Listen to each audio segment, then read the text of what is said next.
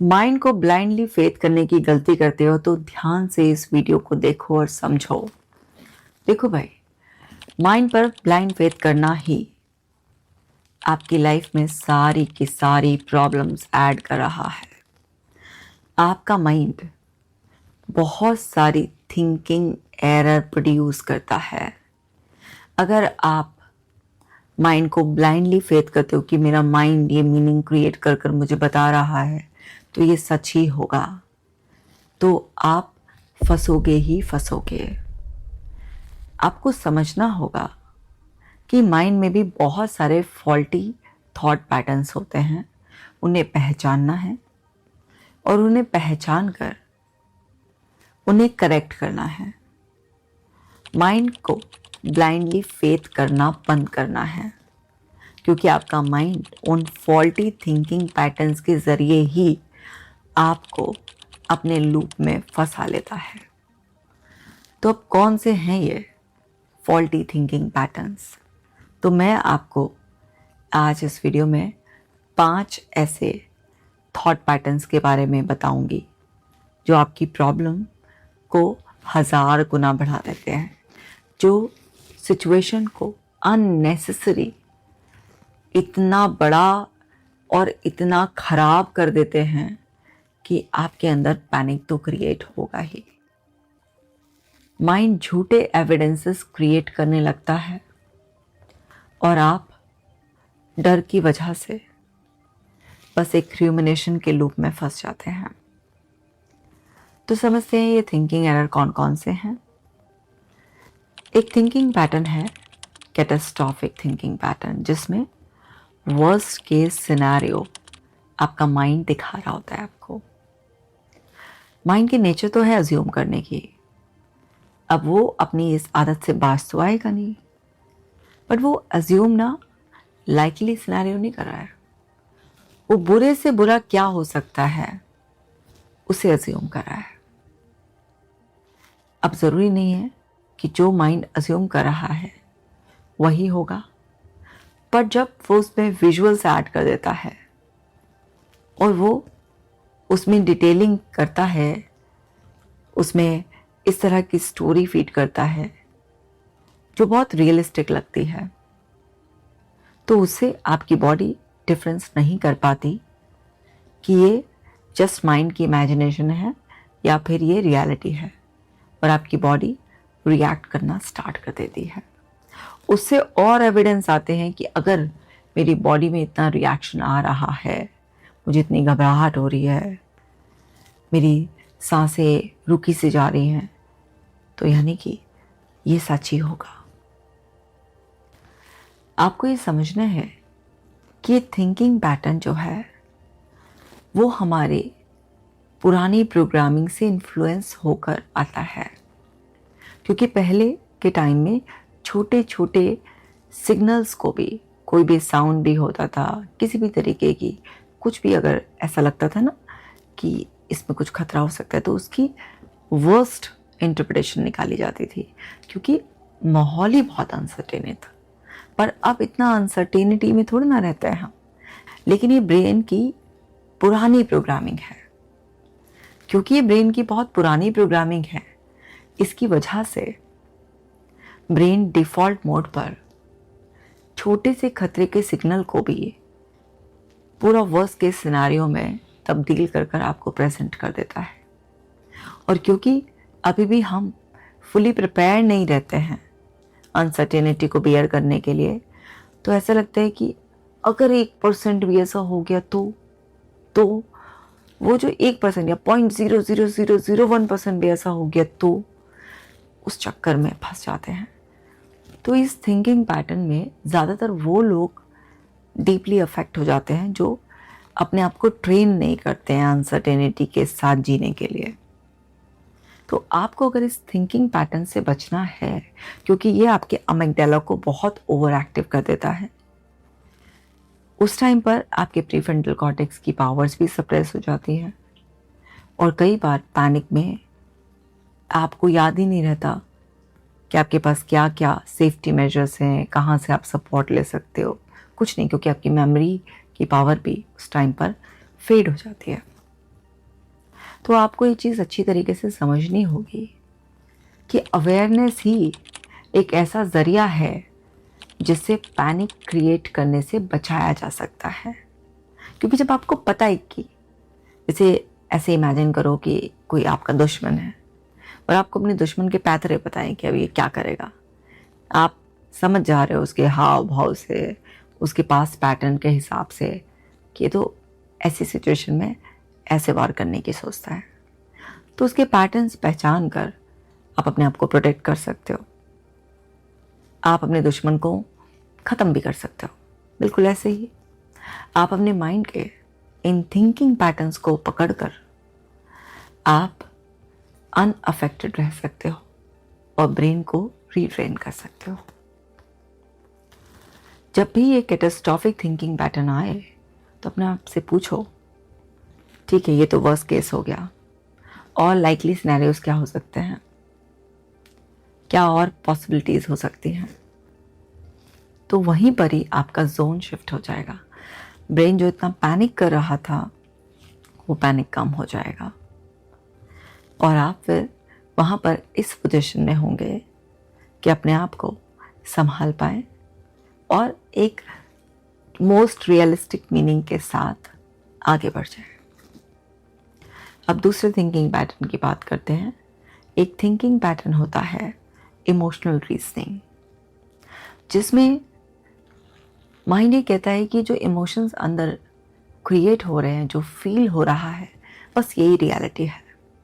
यानी कि फीलिंग्स को फैक्ट्स मानने के लिए फोर्स किया जाता है, जबकि फीलिंग्स तो बड़ी सब्जेक्टिव होती है। आपके अंदर क्या स्टोरी चल रही है, आपके अंदर की बॉडी की केमिस्ट्री कैसी है, आप किस एनवायरनमेंट में रहते हैं, आपका नर्वस सिस्टम कितना ओवरलोड चल रहा है, काम रहता है, तो फीलिंग्स तो बड़ी सब्जेक्टिव होती है ना।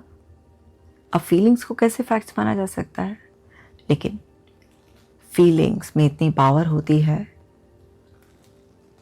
अंदर से इतना स्ट्रॉन्ग फोर्स आता है कि आप एविडेंस को देख ही नहीं पाते हैं, और देखते भी हैं तो ऐसा लगता है कि कहीं ऐसा तो नहीं है कि झूठे एविडेंस है। और क्योंकि यहाँ पर भी वही है कि बाद में कौन पछताएगा। अगर हो गया तो ऐसा जैसा मुझे लग रहा है, अगर वही सच निकला तो ये जो अगर है ना, अगर अनसर्टेनिटी को ट्रिगर करने वाला और बार बार बताने वाला कि अनसर्टेनिटी मतलब डेंजर, यही सत्यानाश कर देता है। बस यहीं पर ही हो गया काम खराब। तो वो जो इमोशंस हैं वो ऐसा लग रहे होते हैं कि बस यही ट्रुथ है, जबकि ऐसा नहीं होता। अब जब आप बहुत ज़्यादा इमोशंस को डीपली फील कर रहे हैं, उस टाइम पर कोई भी फैक्चुअल रीजनिंग काम नहीं करती है। तो जब भी आप इस थिंकिंग पैटर्न को पकड़े तो उस टाइम पर सबसे पहले अपने नर्वस सिस्टम को काम करें, और उसके लिए है कि अपनी ब्रेथ को होल्ड करें, फिर धीरे धीरे मुंह से सांस छोड़ें। ऐसा 8-10 बार करेंगे तो इतने में आप शांत होना शुरू हो जाएंगे। वो इमोशन का जो एकदम पीक था ना, वो डाउन होना शुरू हो जाएगा।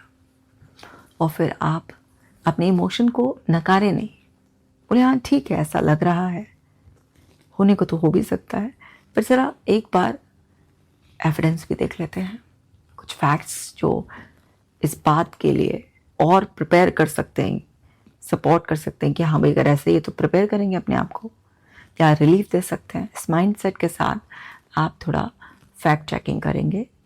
फैक्ट चेकिंग आप किस से करेंगे? आप अपने रैशनल ब्रेन से करेंगे, लॉजिकल ब्रेन से करेंगे। तो वो जो अभी काम नहीं कर रहा था टेम्परेली, वो वर्किंग मोड में आ जाएगा और वो सब सिचुएशन को देखभाल लेगा। और जब सब सिचुएशन को देखभाल कर वो फीडबैक देगा कि भाई जैसा लग रहा है वैसा नहीं है, तब जाकर अंदर का पैनिक धीरे धीरे पीस में कन्वर्ट होना शुरू हो जाएगा। तो इन रॉन्ग थिंकिंग पैटर्न्स को पकड़ना ही सबसे ज़्यादा इम्पॉर्टेंट है। अब तीसरा जो थिंकिंग पैटर्न है वो है थॉट आइडेंटिटी फ्यूजन। जब आपके थॉट्स जो आ रहे हैं, आप ऐसा मान लेते हैं कि ये मैंने सोचा, वहीं पर गड़बड़ हो गई। आप थॉट्स नहीं हैं, आप नहीं सोचते ऐसा। कौन माँ है जो ये सोचेगी कि मैं अपने बच्चे की जान ले लूँ? कौन फादर हैं जो अपनी ही बेटी के लिए कुछ सेक्सुअल थॉट्स सोचेंगे? नहीं सोचते। आप सड़क पे चलते हुए किसी का एक्सीडेंट कर दें, ऐसे थोड़े ना सोचते हैं। तो आपके दिमाग में कुछ भी उल्टे पुल्टे फालतू के थॉट्स आ रहे हैं। आप ज़बरदस्ती क्यों अपने आप को उससे जोड़ रहे हैं? आपको समझना है कि भाई ये आपका माइंड अभी थिंकिंग एरर वाले जोन में है। तो आप थॉट्स नहीं हैं, आप तो थॉट्स को ऑब्जर्व करने वाले हैं। थॉट्स वो मेंटल इवेंट्स हैं जो आपके अंदर हो रहे हैं और होते ही रहेंगे। आपको पता ही नहीं कि अगले 1 मिनट में कितने थॉट्स आएंगे। आपको पता ही नहीं कौन कौन से थॉट्स आएंगे। ना आप उन्हें सप्रेस कर सकते हैं, आप तो सिर्फ उन्हें ऑब्जर्व कर सकते हैं। आप तो चूज कर सकते हैं काम रहना, नो रिएक्शन। तो आप थॉट्स है ही नहीं, आप तो थॉट्स को देखने वाले हैं। जो थॉट आप क्रिएट करते हैं, अच्छे से अच्छा या बुरे से बुरा भी, तो अच्छे में तो कुछ गड़बड़ होती नहीं है। बुरा भी अगर आप क्रिएट करते हैं तो फिर आप उस वक्त क्योंकि अवेयर होते हैं कि आप ऐसा सोच रहे हैं, तो आपको यूजुअली बुरा लगता ही नहीं है उसके लिए, क्योंकि आप पहले से ही उसे जस्टिफाई कर चुके होते हैं कि मतलब ये तो गुस्से की वजह से ऐसा हुआ। या फिर कभी कभी थोड़ा बहुत गिल्ट रिग्रेट होता है नेचुरली, बट वो इमोशन आराम से रिलीज हो जाता है और आप फ्री हो जाते हैं। बट जो ये वाले ऑटोमेटिक आते हैं थिंकिंग एरर की वजह से, इसका गिल्ट रिग्रेट तो जाता ही नहीं है, ये तो और पेनफुल होता चला जाता है। मैं ऐसा कैसे सोच सकता हूँ, मैं ऐसा कैसे सोच सकती हूँ, मैं ऐसा कैसे कर सकती हूँ। अरे मैं को सेपरेट करिए। फिर से याद दिला रही हूँ, आपका इन पैटर्न्स के बारे में अवेयर होना ही आपकी जीत है। तो आप समझिए कि आपको डिफ्यूज होना है, आप थॉट्स नहीं है। थॉट्स तो जस्ट मेंटल इवेंट्स हैं। जो भी आ रहा है, कितना भी गंदे से गंदा आ रहा है, आप देखिए ना, जैसे देखो एक फिल्म बनती है, अब एक फिल्म में वाहियात से वाहियात सीन भी डाल दिया जाता है, ब्रूटली किसी को रेप करता हुआ, ब्रूटली किसी को मर्डर करता हुआ, है ना, ऐसे। और एक से एक अच्छा, बहुत ही ब्यूटीफुल डिवाइन कोई भी ऐसा लव का सीन या कोई भी फैमिली बॉन्ड का सीन, कुछ भी गॉड से रिलेटेड मिरेकल का कोई भी सीन डाल दिया जाता है। बट हम अवेयर होते हैं कि चाहे वो एकदम ब्रूटल मर्डर दिखाया जा रहा है या कोई भी बहुत अच्छा सीन दिखाया जा रहा है, वो सब क्या है, किसी ने स्क्रिप्ट लिखी है, कोई एक्ट कर रहा है और उसको वैसे ब्यूटीफुली डिज़ाइन किया गया है और एक मूवी चल रही है, हमें बस देख के एंटरटेन होना है। पर क्या होता है कि जब हम उसे देख रहे होते हैं, सब कुछ पता होने के बाद भी हमारा सबकॉन्शियस माइंड, हमारी बॉडी रिस्पॉन्ड करने लगती है उस पर। तो ये माइंड के साथ होता है, इसे कंप्लीटली कंट्रोल नहीं किया जा सकता, बट अवेयर होकर आपकी सफरिंग को बहुत मिनिमाइज किया जा सकता है। तो मान लीजिए कोई फिल्म देख के इमोशनल हो भी जाते हैं आप, तो क्या होता है, कुछ ही पल में आप नॉर्मल हो जाते हैं, it was just a movie. तो ऐसे ही जब आप अवेयर रहेंगे कि माइंड वाहियात से वाहियात भी क्रिएट कर सकता है और अच्छे से अच्छा भी कर सकता है, तो आप जब वो आएगा एकदम से हल्का सा अफेक्ट हो सकते हैं, लेकिन अवेयरनेस की वजह से वो कुछ ही सेकंड में ख़त्म हो जाएगा और आप उससे डिटैच रहेंगे, आप बहुत अच्छा महसूस करेंगे। चलो अब चौथे उसकी तरफ बढ़ते हैं। चौथा है इनटॉलरेंस ऑफ अनसर्टेनिटी। देखो अनसर्टेनिटी है, 100% सर्टेन कुछ भी नहीं किया जा सकता। अगर आपने अपने आप को ट्रेन कर लिया है अनसर्टेनिटी में भी फ्लो में रहने के लिए, तो आप नो मैटर एक्सटर्नली कुछ भी बदल जाए, कुछ भी होता रहे, आप फ्लो में रहेंगे। और अगर आप कंट्रोल फ्रीक हैं और आप सब कुछ कंट्रोल करने की चाहत में सब कुछ ऐसा चाहते हैं कि ये एफर्ट डाल लूँ, वो एफर्ट डाल लूँ, पर्सन को भी कंट्रोल कर लूँ, इवेंट को भी कंट्रोल कर लूँ, सिचुएशन को भी कंट्रोल कर लूँ, हर चीज़ के बारे में मेरे पास इंफॉर्मेशन होनी चाहिए, ऐसा करना आपके अंदर पैनिक क्रिएट करता है, आपको एंग्शियस बनाता है, क्योंकि आप 100% सर्टेनिटी की डिमांड करने लगे हैं, जो कि प्रैक्टिकली पॉसिबल नहीं है, इम्पॉसिबल है। जब लाइफ ही इतनी अनसर्टेन है तो उस अनसर्टेनिटी वाले एनवायरनमेंट में आप अपने ब्रेन को 100% सर्टेनिटी कैसे दे सकते हैं, श्योरिटी कैसे दे सकते हैं? पॉसिबल ही नहीं है। अब ब्रेन उल्टी सीधी डिमांड कर रहा है और आप उसकी उल्टी सीधी डिमांड को पूरा करने में लग जाएंगे। अब वो डिमांड पूरी नहीं हो सकती है, तो यानी कि फिर तो आप फंस गए लूप में हैं। अब तो फिर तो व्हाट इफ करके वो सर खाता रहेगा, आपका बॉडी को एंजाइटी भेजता रहेगा और आपके रैशनल ब्रेन के पास थॉट्स के सिग्नल भेजेगा और फिर वो उसे इंटरप्रेट करेगा, फिर और फॉल्टी पैटर्न्स में जाएगा और बस राम कहानी चलती रहेगी और तुम फंसे रहोगे। तो समझो उसका सोल्यूशन यह है कि हाँ, अनसर्टेनिटी है, बट अनसर्टेनिटी में ब्यूटी है, ना कि डेंजर। अनसर्टेनिटी में थ्रिल है, एडवेंचर है, ना कि डेंजर। जो होगा देखा जाएगा। I surrender. God is so kind to me. I have solutions. ये क्या है? ये वो पावर स्टेटमेंट्स हैं जो अनसर्टेनिटी को टॉलरेट करने की, अनसर्टेनिटी के साथ अच्छे से जीने की पावर देते हैं। आप अपने आप को कैसे प्रिपेयर करते हैं, ये बहुत इंपॉर्टेंट है। सरेंडर, ग्रैटिट्यूड और एक्सेप्टेंस की पावर इस पैटर्न को जड़ से उखाड़ फेंकती है। तो आपको बहुत ही अच्छी तरीके से समझना पड़ेगा कि आपको इन थिंकिंग एरर्स को पकड़ना होगा। और चलो आज की वीडियो का लास्ट थिंकिंग एरर बता देती हूँ।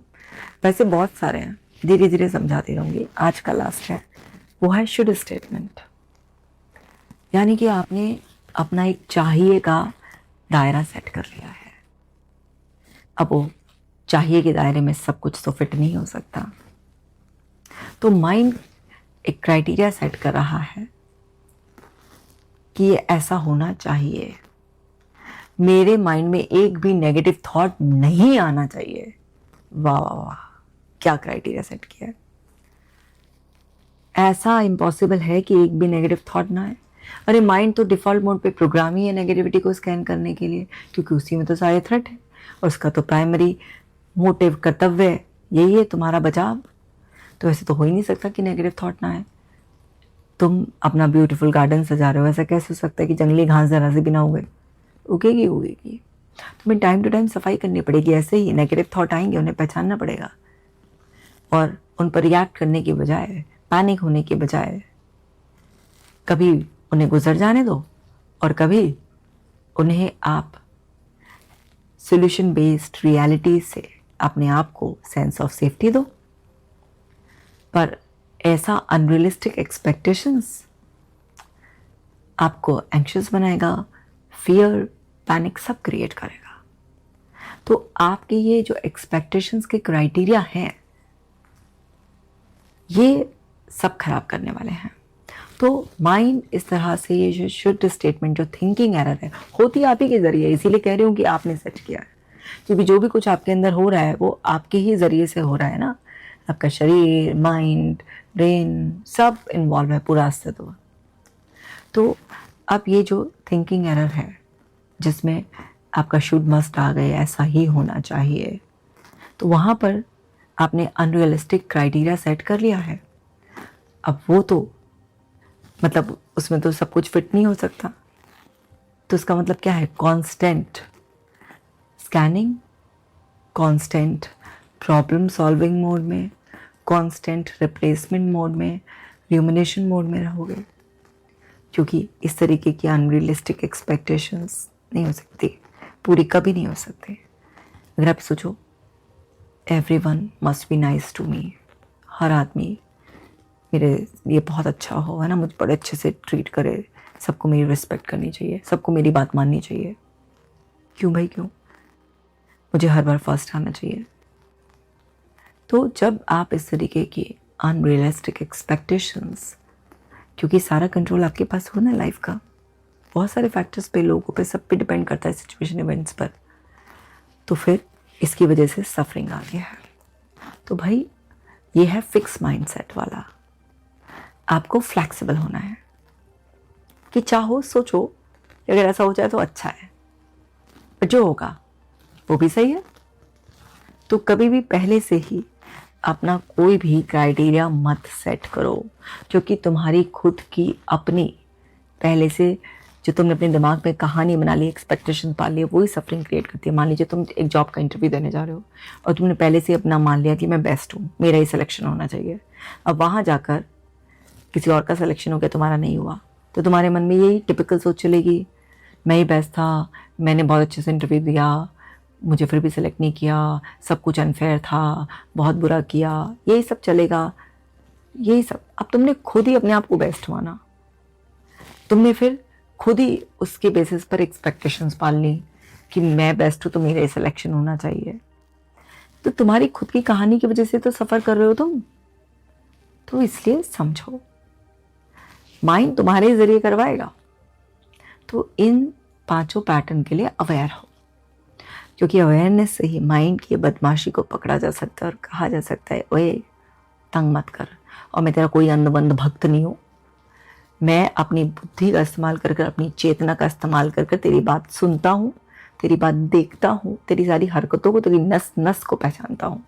ऐसे ट्रीट करो माइंड को, ना कि हाँ जी अच्छा माँ बाप आपने ये दे दिया है तो अच्छा आपने तो बिल्कुल सही दिया होगा। ऐसे अंधभक्त नहीं होते हैं माइंड के। माइंड एक नंबर का झूठा, मकार, बहुत बदमाश भी है। इस पर नज़र रखनी पड़ती है मेरे प्यारो दुलारो। तो अभी ज़रा इसकी 5 बदमाशियों पर नज़र रखो। आगे आगे मैं तुम्हें और ज़्यादा सिखाती चली जाऊंगी। चलो अब तुम तो सीख गए हो, बाकी लोगों को भी सिखा दो, क्योंकि सब साथ में मिलकर खुश रहेंगे तो अच्छा रहेगा ना। तो इस वीडियो को शेयर करो, कमेंट कर कर अपना प्यार भी मुझे दे दो, वीडियो को लाइक ज़रूर करना, और मेरे प्यारो चैनल को अभी तक सब्सक्राइब नहीं किया है तो सब्सक्राइब भी कर लो, ताकि ऐसे इम्पॉर्टेंट वैल्यूएबल वीडियोज़ को देखते रहो और घर बैठे ही ट्रांसफॉर्म होते रहो। अपना खास ख्याल रखना।